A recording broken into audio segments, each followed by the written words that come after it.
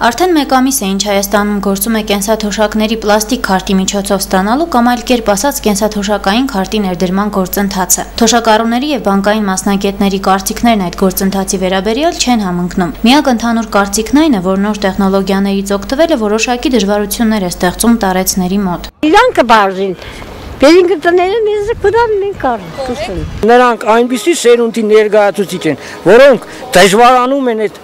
սովորական այդ բանկամատից օգտվելուց։ Հայեկոնոմ բանկի կառավարիչ Սարգիս Գրիգորյանը այլ կարծիքի է։ Բանկն առաջարկում է ոչ միայն պլաստիկ քարտ, այլև իր օգնությունը բանկոմատից գումար հանելու համար։ Եթե նրանք գալիս են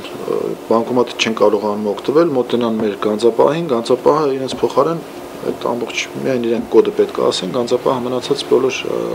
կոդը հավաքեն, մնացած գանձապահը անում է ամբողջ գործողությունները։ Այսպիսով ոմանք պարզապես չտեղեկացված լինելու, ոմանք նոր ու ժամանակակից սարքավորումներից օգտվել չկարողանալու, ոմանք էլ պարզապես չվստահելու պատճառով խուսափում են օգտվել պլաստիկ քարտերից։ Հենց տեղյակ չեմ։ Չեն առաջարկել, չեն դիմել, բան չեն ասել, երտամին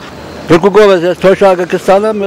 ուրիշ պրոբլեմներ չկա։ Քարտերի միջոցով կենսաթոշակ ստանալն ունի իր առավելապես դրական, քան բացասական կողմերը, վստահեցնում է Սարգիս Գրիգորյանը։ Գումարային ուրեմն ամբողջ այդ ծրագիրը անվճար է եւ քարտերի տրամադրումը եւ դիմումների ընդունումը, դիմումներ նույնիսկ մենք հավաքում ենք այդ ամբողջ դիմումները, որպեսզի թոշակառուի համար անհարմարություն չստեղծենք, մենք ցուցակներով տանում ենք այդ սոցիալապետ ցուցակները, որպեսզի նրանք արդեն այնտեղից գումարները նստեցնեն իրենց հաշիվների վրա։ Բացարձակ ոչ մի կոպեկ գումար չեն ծախսում։